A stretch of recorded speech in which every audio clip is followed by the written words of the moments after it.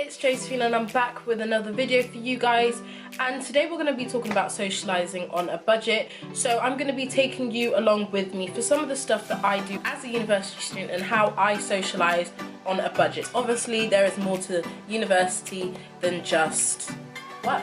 We go out, we have fun.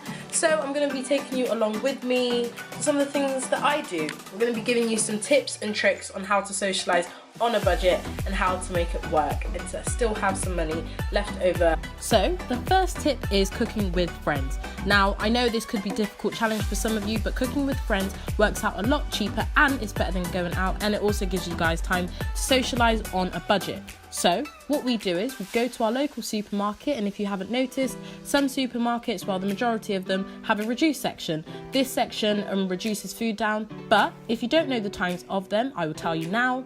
So if you look, Asda, Tesco, Co-op, Sainsbury's and Morrison's have different times and it goes down throughout the day. I like to go to Asda and Tesco, so I pop in Tesco first at 8 and then I go to Asda and I get lots and lots of stuff for the week. So the average cost for eating out is £12.32. If you do that twice a week, it comes to £24.64, and if you were to spend £6 in Asda with the reduced section, it would go across 2 days and you would save yourself £20 a week. Cha-ching. Downloading apps are great for discounts and for freebies. If you didn't know, the Pizza Express app allows you to get a free pizza of any choice anytime you use the app for the first time. And if you didn't know, the Greggs and KFC app gives you constant freebies and constant discounts across their products. Thanks for watching, and we hope you enjoyed our student-friendly socialising on a budget video.